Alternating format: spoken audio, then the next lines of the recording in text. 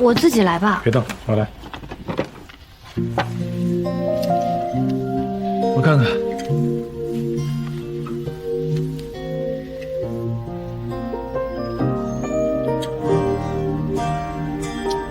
还好，不太严重，就破点皮。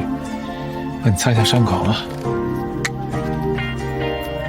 动。我身上都是灰。没关系。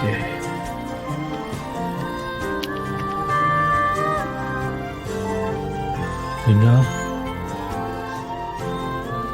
小雪呢？让她跟饶之回去了。你没和她一起吗？我有事儿啊。什么事儿？追你啊。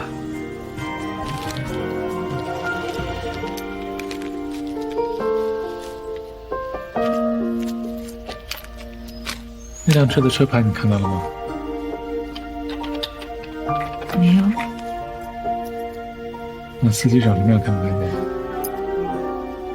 也没有。当时天太黑了，对方又亮着强光，我也很害怕，我就只顾着往前跑。我甚至都没有看清那辆车到底是不是冲我来的。最近发生太多事儿了，我的病人去世了，我心里乱着呢。我不知道，我是，都会好的。放好了，看看。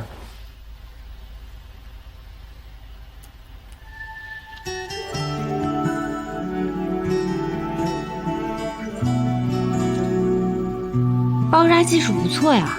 那当然了，名师出高徒嘛。过奖了，论包扎我还真不如你。哎，我说的名师也不是你。啊？是伊赛亚的那个护士，你见过的？哦，就是上次在酒吧喝酒的那个姑娘。对。交际还挺广的嘛。你知道猎人学校的淘汰率是多少吗？听说是地狱式训练。90%。我们那一期只有14个人通过。如果不是因为你告我的状啊，我就是那一期的第1名。哎，训练的时候也总受伤，3天2头的跑医务室。那个小护士跟我年纪差不多，每次给我包扎得很认真，剪的纱布也漂亮，还会对着我的伤口念诗。念诗？对啊。爱情很短，遗忘很长，相思成灰，重灰亦相思。这些都是我从他嘴里听到的诗句。他喜欢聂鲁达。他是想撩你吧？我不知道。你也喜欢他？我喜欢看他包扎的样子，喜欢他绣的纱布，喜欢他念诗的口吻。对着伤口念诗会加速愈合这件事，他深信不疑。歪理。对啊，没有一点医学根据，可他就是深信不疑。每个人都有属于自己的一点相信，在别人看来毫无道理。就像你对卓然，你刚才离开就是怕我说出他的名字吧？你不愿意怀疑他，所以才逃避的，对吧？我不想讨论这个话题。又跑啊？往哪儿跑？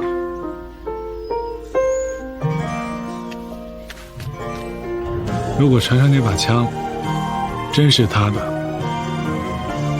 你还相信他吗？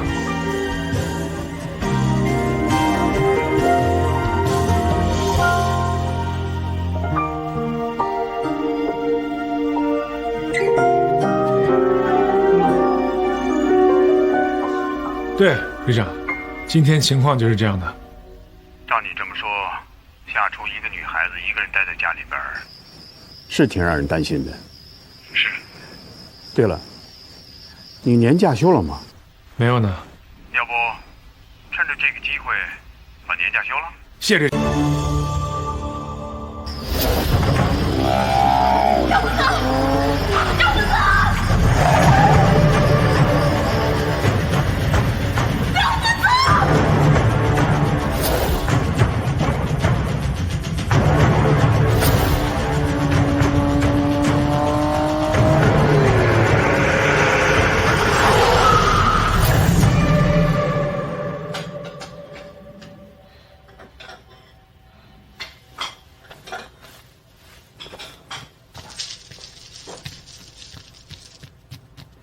你这什么造型？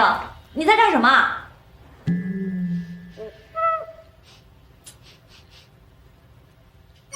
榴莲？你居然会买榴莲？我的天哪！你该不会是在做榴莲蛋糕吧？失败了。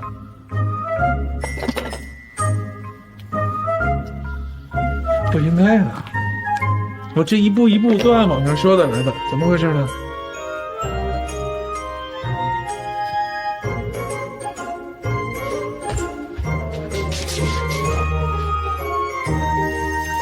？180度双面平均受热烤半个小时。你调的是单面，梁队长。唉，我说呢。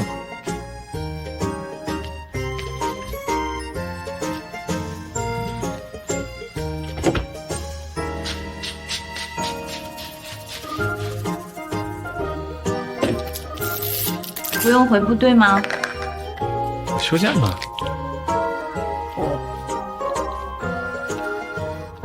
怎么了？虽然不想承认，但是在这个时候能在家里看到你，还是很安心的。我就知道。不过你为什么突然要做榴莲蛋糕啊？我觉得吧，你应该吃点甜的，压压惊。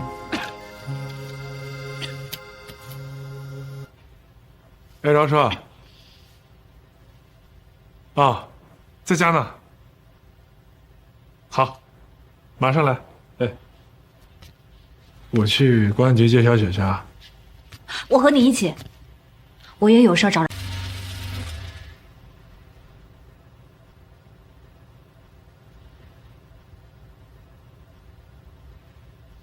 她真的是饶警官的女儿？对。好神奇啊！如果你认识以前的他，就能原谅现在的他了。也许吧。哎，你是怎么看出那个自杀者有问题的？你忘记我喜欢看侦探小说了吗？那些我们曾经以为无用的经历，最后会在某一个不经意的瞬间彰显出它的价值来。还有，我的这个习惯是受了卓然的影响。然后呢？所以我觉得昨晚你的那个推断是不存在的。如果他真的是那把手枪的主人，他在伪造自杀现场的时候，不应该疏忽这个致命的漏洞。哦，说了这么多，原来是为了他呀。我是为了我自己，过去我也有，但我不会因为我的过去而丧失了判断当下的基本理智。我希望警方赶紧破案，用事实证明你错了。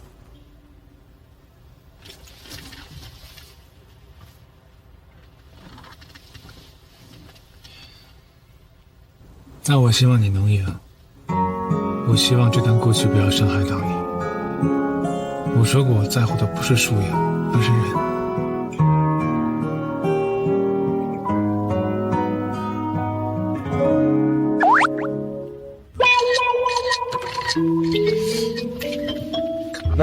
What happened？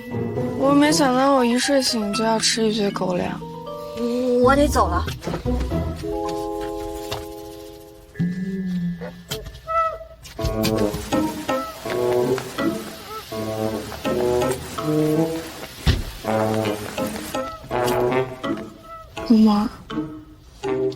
真像一个情窦初开的少年。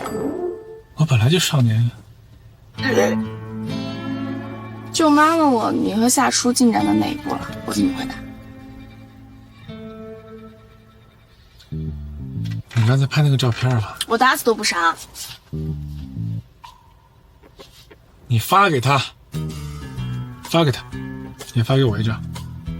哦，真是活久见呀！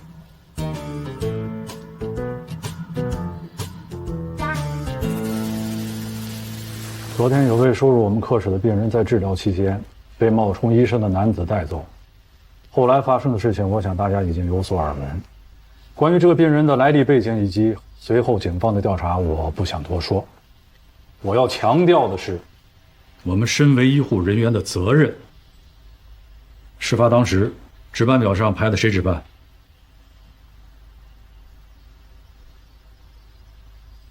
是我，主任。那时你是在值班室还是病房？我在家。为什么？我和潇潇换了班。谁要求的？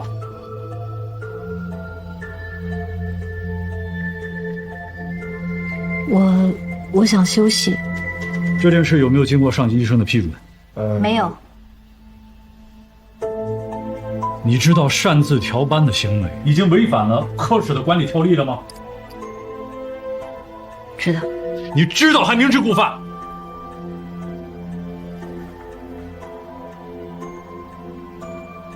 主任，这样，前一天晚上呢，夏初跟着特战旅出任务了，整整一夜都没睡啊。我们现在讨论的是规章制度，那什么是制度？就是超越个人意志之上的组织纪律。在医院这个大环境里，每一项微不足道的制度都是以人命和血泪为代价慢慢固定下来的。熬了一个通宵可以调班，必要的时候甚至可以请假，但这一定是在遵守规章制度的前提之下，否则谁违反了制度，谁承担后果。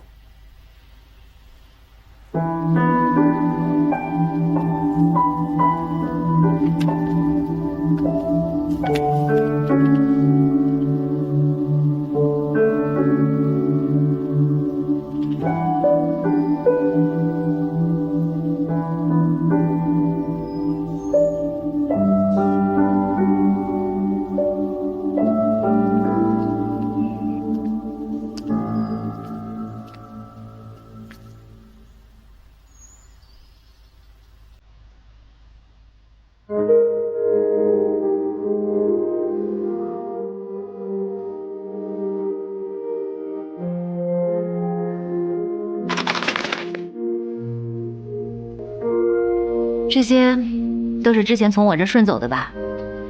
等你再把这些笔丢了，就该出急诊科了。你放心，我找主任谈，争取再让你回来。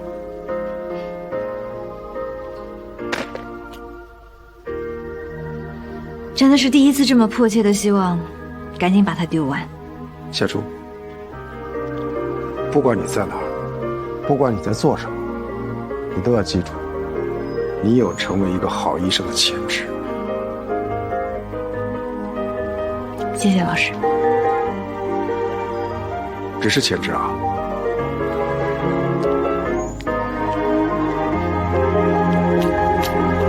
贾医生会加油的。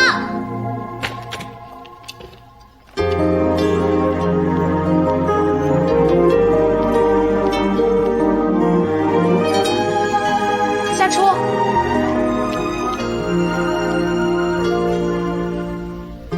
你现在就过去。我也被主任罚写检讨了。哦，其实你跟那位董旅长不是挺熟的吗？你可以让他帮你求个情的。不需要。对于这件事情的处理结果，我没有异议。我只有一个问题，想问问你。是吗？你帮我值班，是出于真心的，对吗？当然。那天你走了之后，我就一直在整理病历本和化验单据。本来想着忙完手头的工作就跟老师讲，谁知道中途又出了那档意外，我忙着找病人，急着看监控，就完全忘了还要跟老师讲这回事儿。我承认这件事情我有疏忽，可也不能完全怪我吧。我已经带你值班了，没道理再带你受罚。你可以骂我自私、小气，或者是没担当，反正我就是不想去急诊科。刚才在会上我没有说话，不是故意整你，只是出于自保。当然，你也可以不信我。我信，你是自私、小气、没担当，可你不是个混蛋。夏初，你真的可以去找董旅长帮忙的，他要是能帮你说句话，还是很管用的。错了就是错了，我认罚。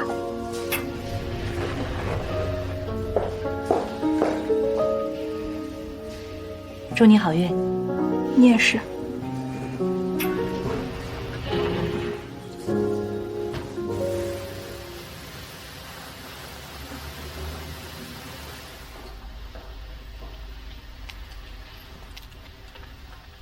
跟气床家属交代清楚。知道了，宋老师。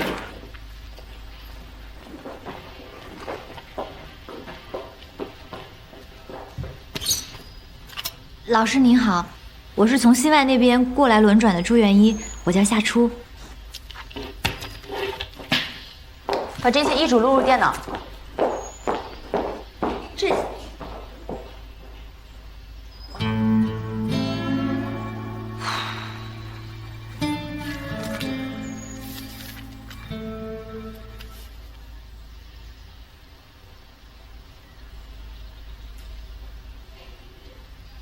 对不起，对不起，你说我这脑子居然忘了你心脏不好的事儿，怎么把你一个人丢在家呢？真的对不起。这不关你的事儿，是我老毛病。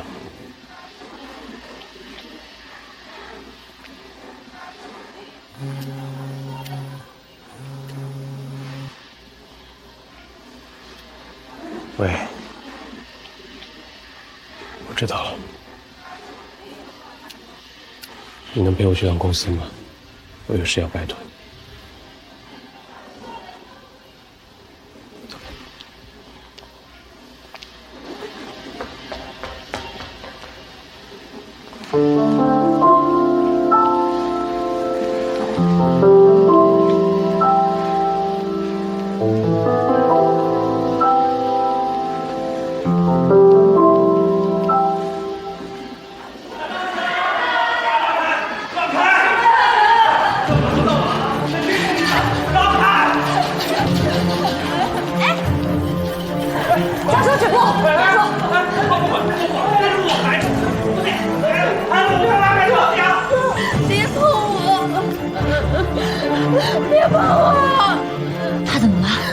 那他不中毒。别碰我，我很疼，你不要碰我，别碰我，安静，安静，别碰我，安静一会儿。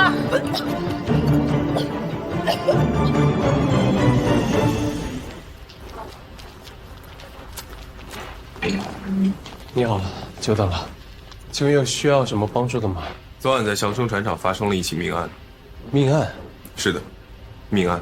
这跟我有什么关系吗？他用的是3D 打印技术制造的枪支。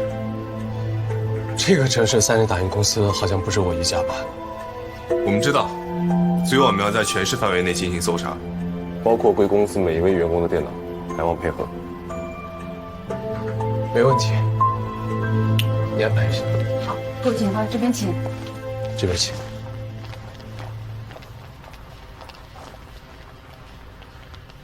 坐吧，没事儿。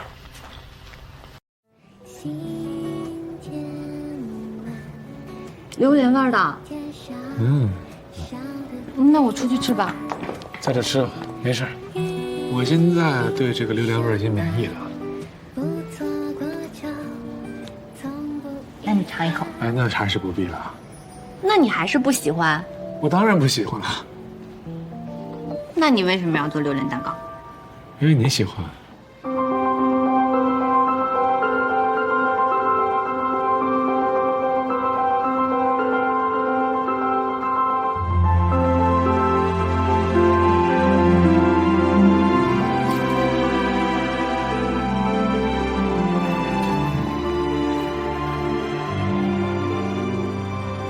我听张医生说，调到急诊来了。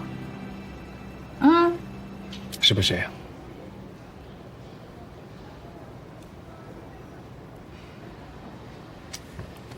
说实话，还挺不适应的。这2天，经我手的病人就已经走了3个，还有1个因为百草枯中毒，现在正躺在病床上。你别看他现在好好的，可能到了明天中午，他的肝脏就会开始衰竭，紧接着就会出现肺炎、肺不张、肺水肿，或者肺部纤维化，最后被活活的憋死。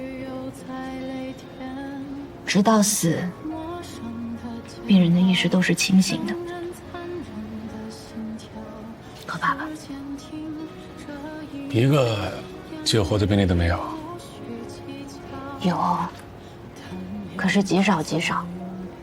主要是看病人服用的时间和剂量，如果少于10毫升的话，并且及时洗胃、及时血液灌流，再加上自己个人的一点运气，可能，也只是可能，还会有最后一线生机。那你现在的这个病人是什么情况？我不知道，他什么都不说。他为什么要自杀？喝了多少、多长时间？他什么都不肯说，他爸爸也都说不清楚。如果真的喝了很多的话，就没有必要抢救了。可是万一呢？万一他只是喝了一点，万一还有救活的机会呢？他只有18岁，18岁这么好的青春年华，他为什么要这么做呢？他长得很可爱，而且才刚刚入大学，也很漂亮，人缘又好，就是和同学吃了一顿饭，聚了个餐，晚上回家就开始喝毒药。你说他为什么？究竟发生了什么？他为什么要喝那玩意儿呢？性侵啊！什么？你说这个女孩又年轻又漂亮，刚上大学，恋爱都没谈过，那为什么出去吃个饭回来就要自杀？也许就是因为性侵，让她想到自杀，所以她也不想开口。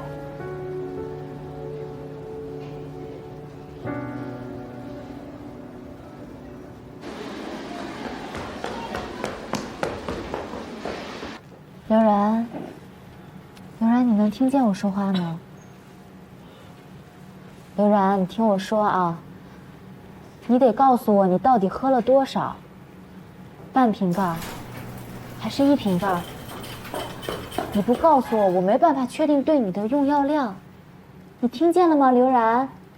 刘然，方医生，16床不行，快去看一下吧。你去看一下刘然。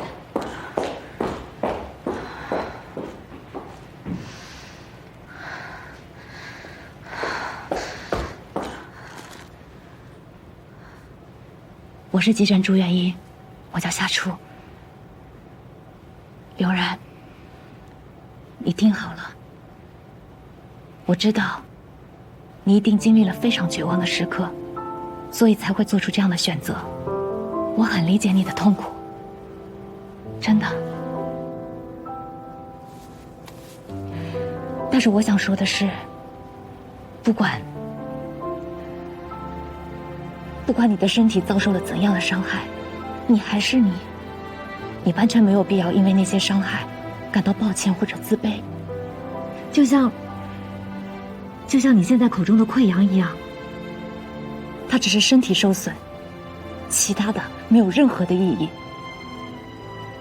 你要记住，你没有做错什么，应该受到惩罚的人也不是你，你一点错都没有。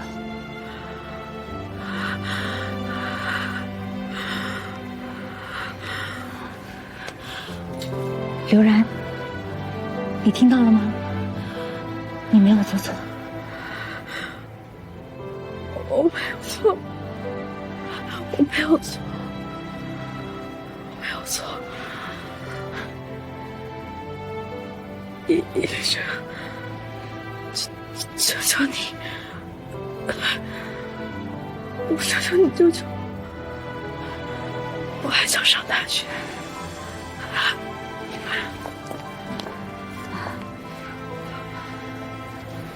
我还想上大学。别害怕，没事的。但你要告诉我，你喝了多少？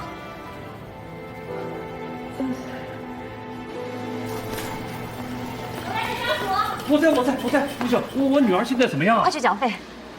哦，好。哎，那边。对，那我去了。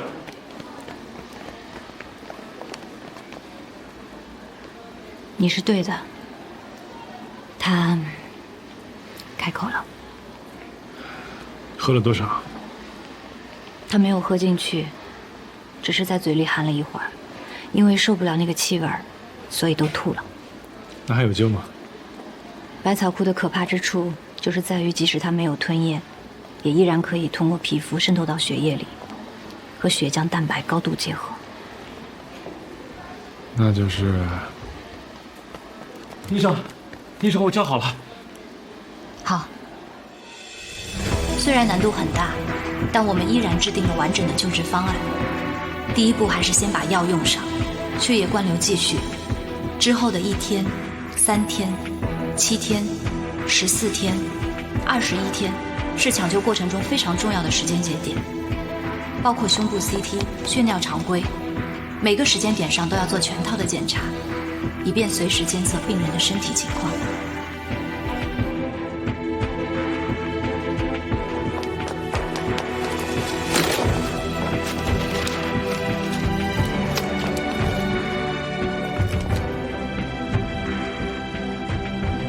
过1天看3天，过3天看7天。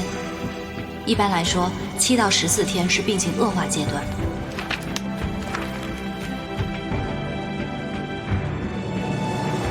14天定生死，很多人都扛不过这个阶段，我们都要做好这个准备。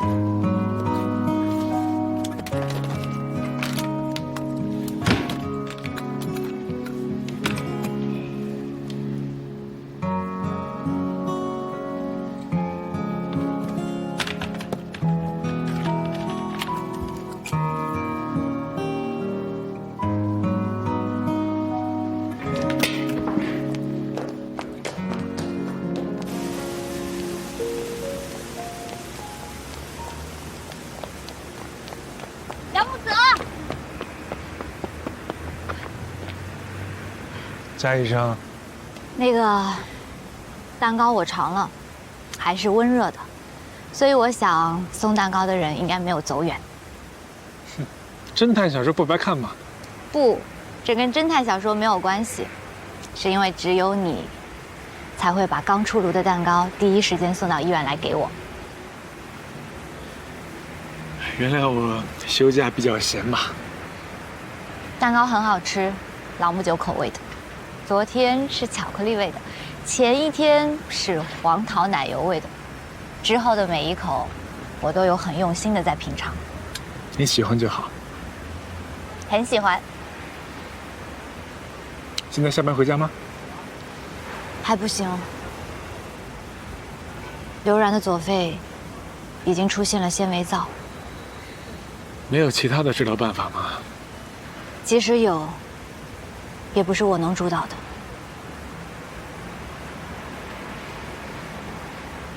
梁木泽，你是不是觉得我特别没有用啊？眼睁睁地看着一条鲜活的生命在我面前窒息而死，我真的觉得自己像一个无能的白痴。你说世界上为什么会有人会发明百草枯这种东西呢？它是没有特效解药的毒药，哎，如果没有它的话，先生，我跟你说啊，你看枪可以杀戮，但是它也能制止杀戮，对吧？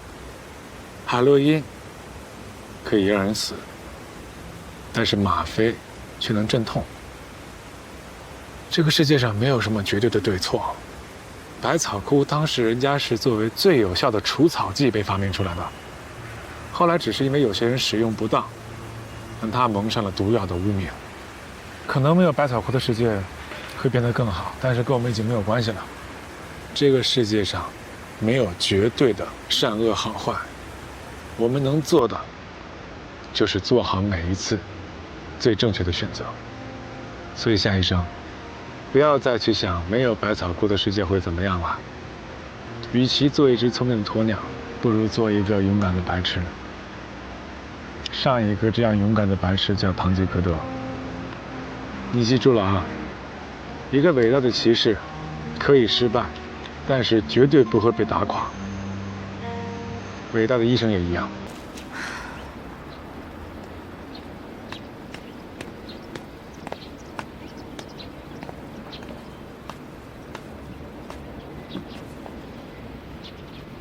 梁木泽，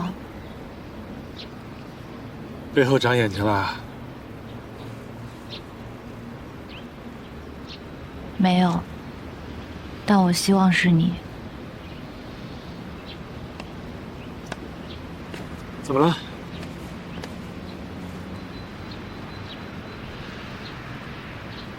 刘然的父亲，我知道，我看见他送进医院了。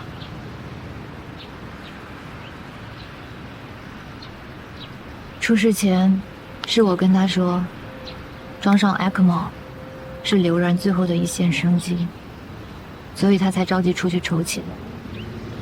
可是没想到竟然……车祸是意外，小周。带我的上级医生，他们都觉得这个方案过于激进，危险很高，根本就没有必要跟病人的家属提起。是我执意要说的。我坚持认为，对于刘然的病情，他父亲有100%的知情权和决定权。可是现在，我不确定。不确定什么？如果说治疗方案给病人家庭带来的压力已经超过了最后的受益，我是不是应该直接屏蔽掉风险，或者直接替他们做出选择，不至于会变成现在这样？这样的结果，也许是我真的错了。你没错。时间、地形、火力对比，以及最后的目标任务，只有身临其境，做出的选择才有意义。在选择的当下，你只能选择相信当时的自己。就算以后会后悔，也没关系，你尽力了，你没有错。这是我第一次出任务之后，心理医生跟我说的话。你看过心理医生？对啊，不然我干嘛那么抗拒那时候你给我安排心理医生啊？医生说的挺有道理的，但是我还是想不通。第一次出任务到现在已经过去了8年了，可是我还是失眠，还是睡不着。夏初，这种感觉我知道，但是我经历过的，不想让你再经历了。我没做到的，希望你能做到。相信做出选择那一刻的自己，你尽力了，没有错。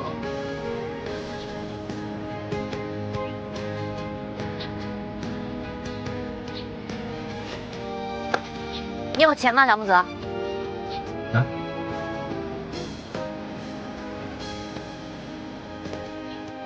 多少都行，你先借我。你要自己给他垫钱啊？算了，我自己想办法吧。别想了。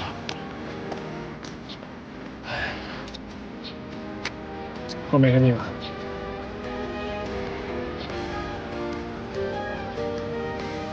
怎么了？不要？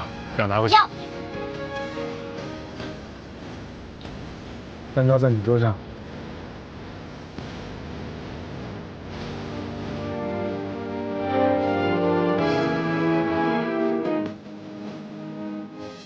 谢谢你。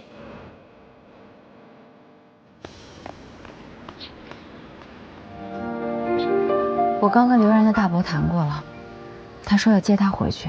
埃克莫准备的事，先停下来吧。放弃了。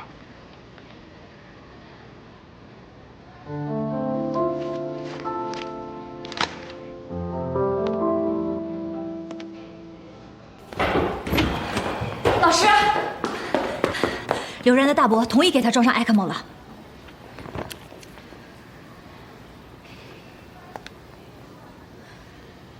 你怎么说服他的？我来垫付。你来垫付？对，在司机赔偿之前，装上埃克莫的钱由我来垫付。电视台那边也会有跟进的报道，我也会替他们在网上众筹。之后的费用，希望可以通过赔偿金和网上众筹来解决。夏初，我知道我这样做很傻，我也知道医院有很多这样子的病人，我也不是富二代，想要帮也帮不完。但是既然已经遇见了，刘然的父亲也是因为我的建议才遭到了意外，我想担起自己的这份责任。不管将来什么时候想起来，我都可以肯定地对这一刻的自己说，我尽力了，我没有错。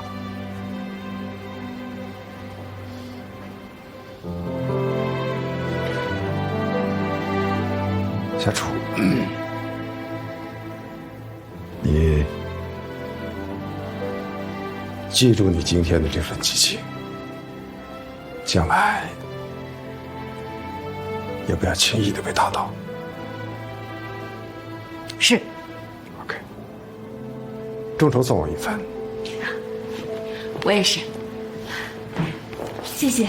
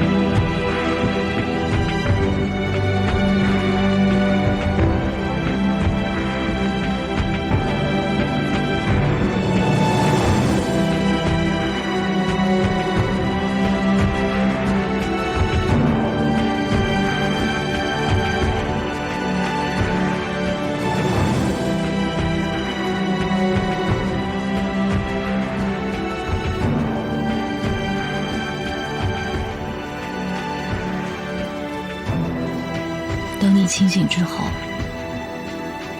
一定要好好的活着，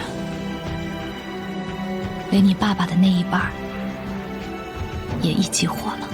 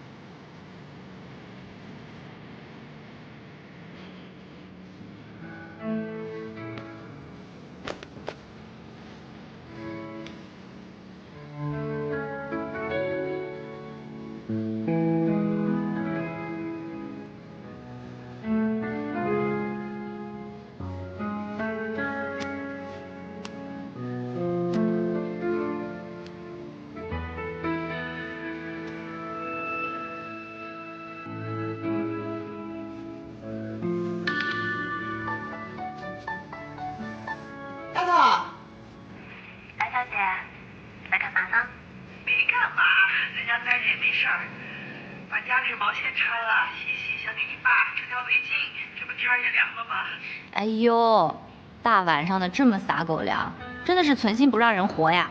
哎呀，你就是不听我的话啊！你说你要在我身边，早就结婚生孩子了，还能天天在家吃妈做的肉饭，多好！蓝小姐，你是不是特别羡慕那些已经抱上孙子的老太太们呢？我才不羡慕他们呢，我就是担心你。你说你一个人在外面忙成那样，连个照顾你的人都没有，你说我这心里能踏实吗？对不起，蓝小姐，让你担心了。不过我向你保证，我一定会好好照顾我自己的。我会每天按时起床，按时吃饭，坚持锻炼，力争做一个身心健康的美少女，行吧？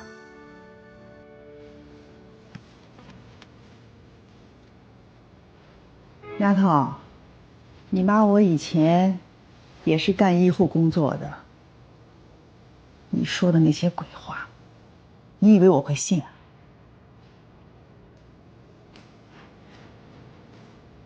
爸爸呢？他身体怎么样？你爸挺好的。那你呢？腿脚怎么样？我这老毛病了，就是一变天会疼，没事儿，扛得住。你们一定要好好保重啊！我在外面，无论多忙多累，无论遇到什么样的事情，只要你们好好的，我们的家好好的，我就会觉得我自己有一身的力气，我就能往前跑。我能这么任性的生活，不是因为我自己有多勇敢，而是因为你们。因为我知道，只要我转身，我就能看见你们。你们一直在背后撑着我呢。丫头，我跟你爸你不用操心啊，我们都好好的，关键是你自己一定要把自己照顾好，听见没有？好的，蓝小姐。